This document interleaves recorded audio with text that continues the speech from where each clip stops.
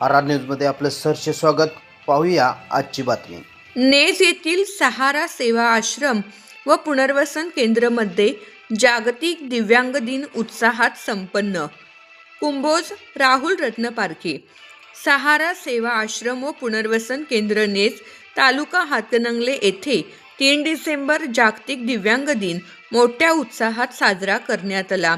जागतिक दिव्यांग दिनाचे औचित्य साधून दिव्यांग मुलांच्या कलागुणांना वाव देण्यासाठी विविध स्पर्धांचे आयोजन करण्यात आले होते. यातील सर्व मुलांना प्रमाणपत्र देऊन रुक्मिणी वाळके मॅडम यांच्या हस्ते गौरवण्यात आले.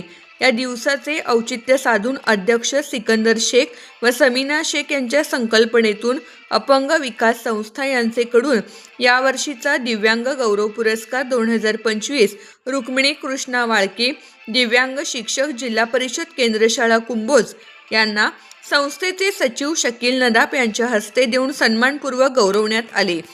यावेळी मनोगत व्यक्त करताना शकील नदाफ म्हणाले, दिव्यांग व्यक्तींना दया नको, त्यांना हक्क हवा, सहभाग हवा आणि स्वतःला सिद्ध करण्याची संधी हवी असल्याचे सांगितले.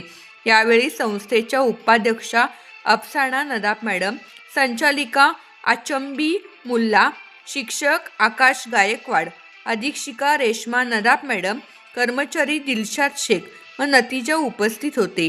आर न्यूजसाठी राहुल रत्नपारखे, हिंगणगाव, कुंभोज.